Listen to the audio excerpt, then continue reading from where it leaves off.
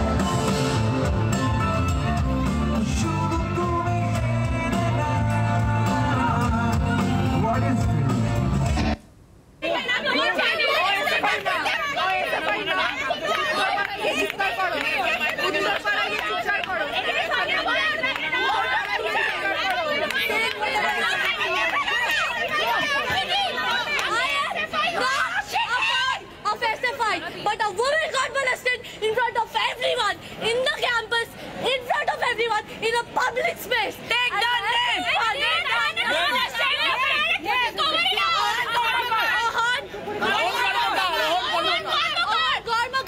He molested a girl. He's sitting in a portico. Girl, he's a pass out student. He's a pass out student. You see a student that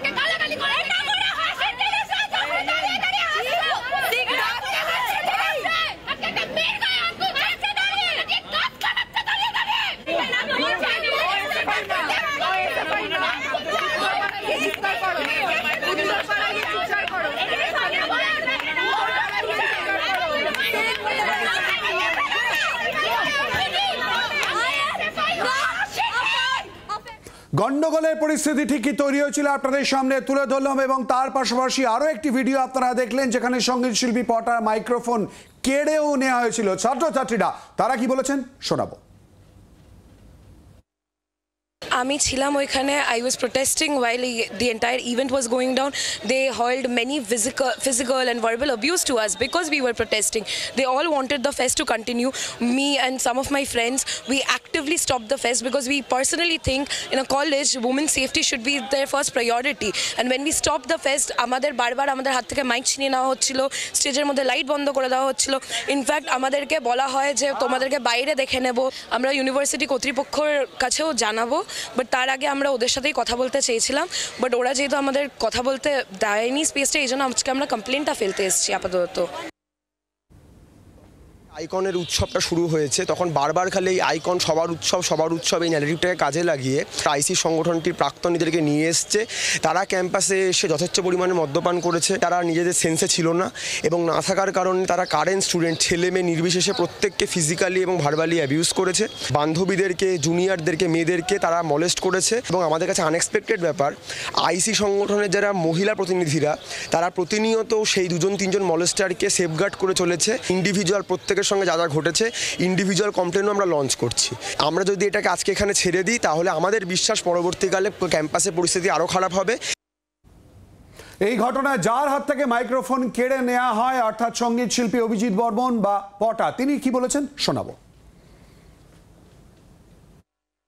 প্রেসিডেন্সির সাথে একটা অন্যরকম সম্পর্ক ছিল। কালকের ঘটনাটা খুবই দাগ কেটে গেল। মাতৃভাষা দিবসে এরকম একটা ঘটনা একটা প্রতিষ্ঠানে, সেটা খুব একটা কাম্য নয় বলেই আমার মনে হয়। দুটো দলের মধ্যে আমার মনে হয় যে কিছু একটা গন্ডগোল চলছিল, সেটা আগের থেকেই চলছিল।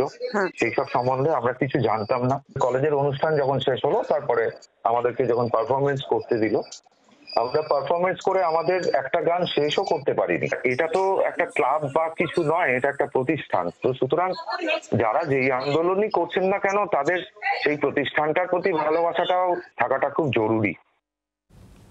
আর এ নিয়ে জোড়াসাঁকো থানায় এসএফআই তরফ থেকে অভিযোগ জানাতে গিয়ে ঠিক কি বলা হয়েছে আমাদেরকে, ছাত্রছাত্রীরা কি বলেছেন, এসএফআই সমর্থকরা কি বলেছেন শোনাবো।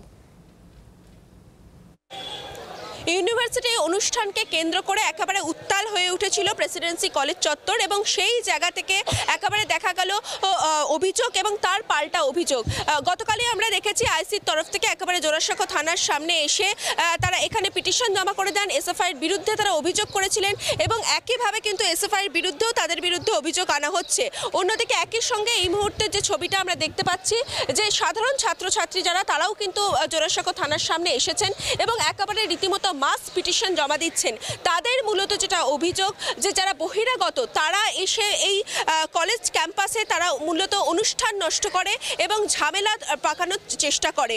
এরা কারা তাদেরকে চিহ্নিত করতে হবে কলেজের ক্যাম্পাসে, যাতে এই যত্রতত্রভাবে বহিরাগত যাতে প্রবেশ করতে না পারে তা কলেজ কর্তৃপক্ষকে যেমনভাবে নিশ্চিত করতে হবে। একইভাবে গোটা বিষয়টা তারা থানার কাছেও কিন্তু জানাতে এসছে এবং সেই জায়গা থেকে ইউনিভার্সিটি কর্তৃপক্ষ এবং পুলিশ প্রশাসন কি ব্যবস্থা নেয় সেটাই এখন দেখার। আমরা শুভ্র ঘোষের সঙ্গে রক্তিমা দাসজি, 24 ঘন্টা, কলকাতা। বাংলার আওয়াজ, বাঙালির আবেগ, জি 24 ঘন্টা।